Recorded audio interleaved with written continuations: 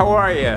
My name is Jerry Virtuoso and welcome to Longwood Market. Today we're going to actually show you how fun preparing a holiday menu is going to be.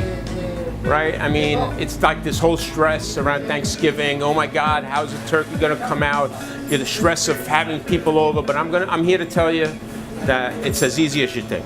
So if you're worried about how much turkey to person you're going to need, the average rule is about 1 pound per person. But with leftovers, it's 1.5 pounds. And we're going to go over also how to cook the turkey. Right? So today I'm going to demonstrate for you taking out the backbone of the turkey. And the reason why we do that is to reduce the cooking time by half, at least. If you have a 16-pound turkey, traditionally you're going to have to put that in the oven, average 15 to 17 minutes to pound, which means you're going to have to cook it for over 4 hours. And with my method, I'm going to show you it's going to cook by half that way. This is a 16-pound turkey that we submerged. It's halfway, but we submerge it in water and our simple solution. You got a little bit of salt that we put in there with all the aromatics. You could use whatever you like. You know, I just put it with a little bit of thyme, a little bit of oranges, a little bit of lemons, carrots, onions. But feel free to put your own solution because that's just going to add to more flavor. If you like a little bit of cinnamon, you can put a little cinnamon sticks, juniper berries, you know, pineapples, any kind of aromatic would work. What I'm going to do here is I'm going to demonstrate how to take the backbone out of the turkey. And like I said before, it's not a very easy task. So I'm going to go in here and I'm going to show you. This is the backbone of the turkey, by the way. And you can see, okay, right here, and you're going to see right here. So that's what you want to kind of get out. So I'm going to kind of demonstrate. It sounds like you have to apply force. You have to apply force, as you can see. Okay, and like I said, this is not an easy task. And that's why you should let a professional do it, and you shouldn't really try it at home. Okay, so I like to go in with a boning knife. You can see I cut this thing all the way through. And now we want to kind of go in. We want to get the other side. All right. So obviously you always want to cut away from any bone.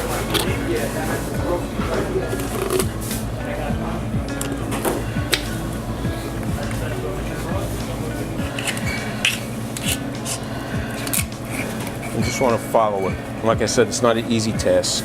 Usually some people use a cleaver, they use a kitchen shears. I'm opting to use the butcher's way of doing it. So as you can see, I've just kind of showed you what I did here, and this is the backbone right here.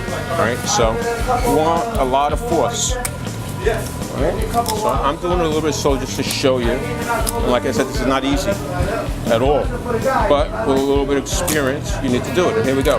And that's it. It's done. Successfully taken out the backbone of the turkey. So now we're going to go in, and a lot of people kind of flatten it, which is, like I said, a very hard item. And a lot of people place it in a roasting pan, which I'm going to show you in a minute, like this. So the idea is you kind of want to get this turkey here, pull the wings underneath, and kind of lay it. So the idea, people kind of cook it this way in the pan. I'm going to demonstrate how to do it and put it in the pan, but what I just want to show you a little idea of what people do. And what I'm doing here is cracking a little bit of the bone, and that is how people would cook this bird. So this part here, obviously, we're going to use for our stock that we're going to make, and usually you make the stock a day before. Because it's really something that, you know, you're not, if you do the day of, you know, you want to, you know, it's going to be really hard to make it gravy for the stock. So you usually want to cook that the day before. So what we have here is a perfectly butchered turkey, and it's ready to go in the oven. So what I've done here, I just want to explain a little bit here about the vegetable. We just cut some carrots here, some celery, and some onions. They call that a basic mirepoix. Fancy word for it. And the reason why we did that to create a little bit of steam so that the turkey doesn't, all the drippings and everything, when they go in the pan, they don't burn. And a lot of people use this as their base for their stock to make their gravy, which you can do that as well. So we're going to go in. A lot of people use butter. I don't like to use butter. I like to use a little bit of more of a healthy option. So I'm going to go in with a little bit of olive oil. Okay. You just want to kind of rub that in a little bit nice. You can pretty much go inside the actual skin too. Just get that nicely inside the skin. And then we're just going to give it a little bit of flavor. I'm going to go in a little bit of salt. Garlic. This here. Always fresh herbs always helps. I like to put a little rosemary.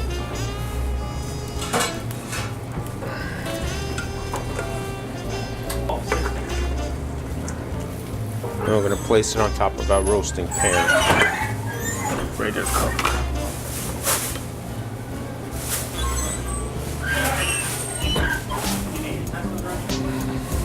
I like to start with a high temperature. And the reason I like to start with a high temperature first is to begin the browning process. It's going to make the bird much more moist, but it's also going to kind of, because of its brining there, you want to take out that extra moisture in it. So I like to start with the oven being high first. So I preheat the oven, like I said, to about 500 degrees, and then I drop it down to about 450.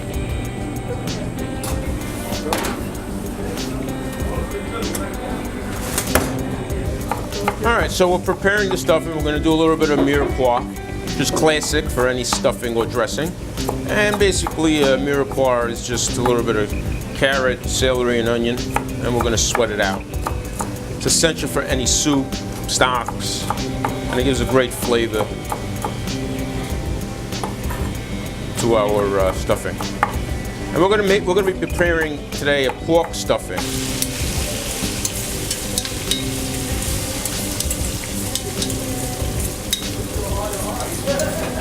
This is what we're going to use for our dressing, and it's an Italian sausage stuffing. It's all pork ground through a coarse blade, and I'm going to show you how we mix it.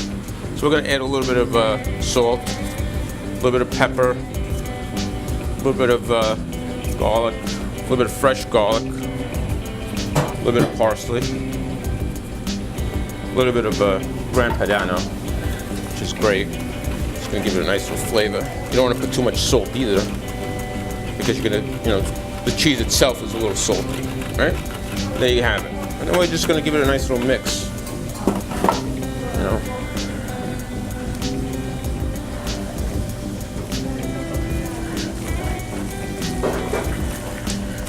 You want to make sure it's nicely mixed and incorporated. And you're going to have that nice balance of all herbs, a little bit of rosemary, a little bit of parsley, a little bit of cheese, the Gran Padano, very nice, and a little bit of garlic as well. Then I'm going to show you how to cook it on the stove, and you want this to get really nice and brown. There we go.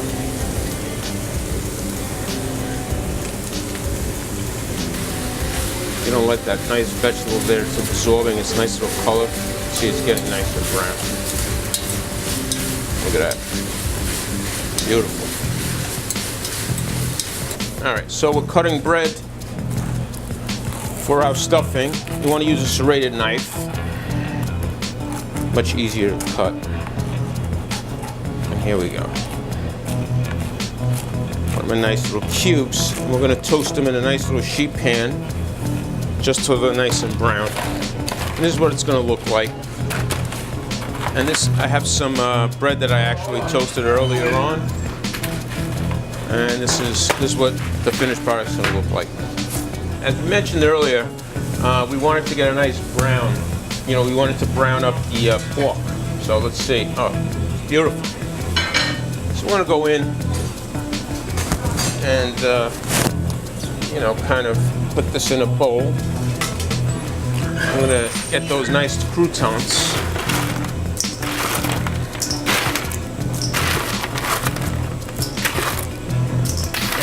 I like a nice little mix there. Put those nice little toasted croutons in there. Beautiful.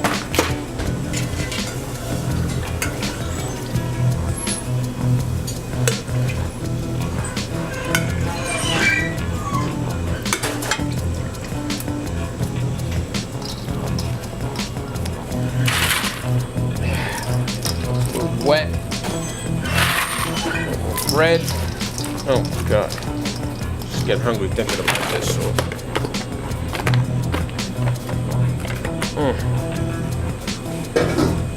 There it is. Cooking here, nice little Brussels sprouts with a little bacon going on, and we incorporated that turkey stock we have on the stove going in there as well. I love that. It's just, really beautiful side dish, Brussels sprouts. And here, just have a simple cranberry sauce going. Really, 1 cup of sugar, 1 cup of cranberries, and 1 cup of water. And that's it. You just let it go for about 30 minutes. Really simple.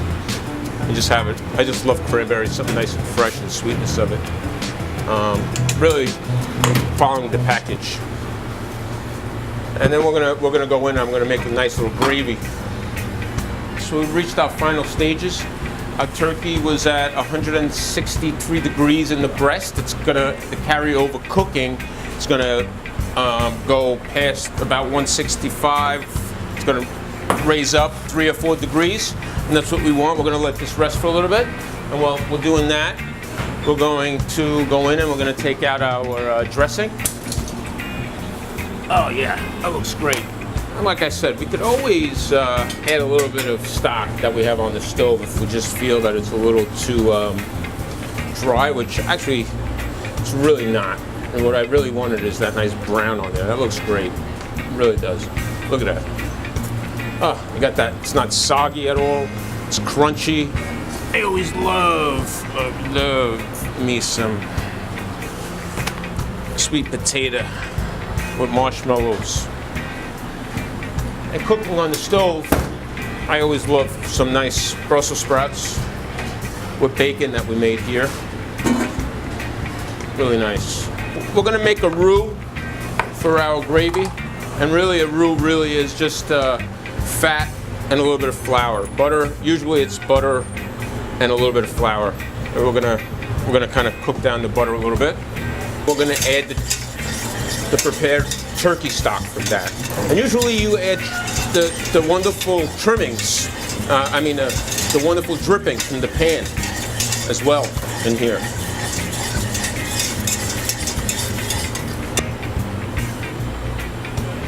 We're gonna go in there. We're gonna add our flour a little bit at a time.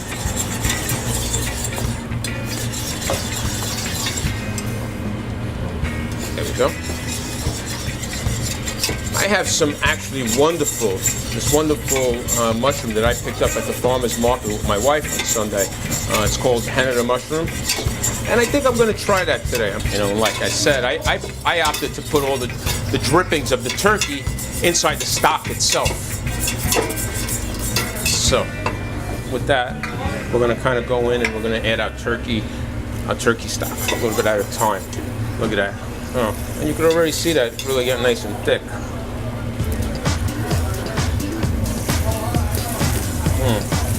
All right, so today we're gonna incorporate this hen of the woods mushrooms. Beautiful. I guess, I don't know why they call it hen of the woods. Maybe because it looks like a little bit of hen. We went ahead and we cleaned it up a little bit. Took a lot of dirt out, and we're gonna just incorporate it into our gravy today. With this type of mushroom, it's so woodsy, really, really nice. Nice little smoky flavor. A lot of people call it maitake mushroom as well, but we're gonna go ahead and I love mushrooms in a gravy, so we're gonna go ahead and we're just gonna kind of add this to our already made gravy. We're gonna go ahead and add these mushrooms. Wow, look at that. That looks great. And like I said, it doesn't really need to be cooked. We're going in and we're gonna cut the breast down in half, and let's see how it came out. Wow, well, that's perfect. Look at that. That's just beautiful. It really is. You got that nice golden skin, right? It's perfectly cooked. You could see it's not actually, there's no, the juice is clear, so it's actually beautifully cooked. Both sides. And this, like we said, actually cooked in about an hour and a half. All right, here it is, ladies and gentlemen. Thanksgiving dinner. We have a beautifully cooked turkey right here that we carved and we cut and sectioned the breast, the thigh, the drumstick, the wings. We have that beautiful mushroom gravy that we have presented beautifully. We have the Italian sausage stuffing, Brussels sprouts with bacon, and sweet potato yams with maple syrup. And my favorite, also a little cranberry sauce. Here you have it. An hour and a half, turkey dinner. Not bad.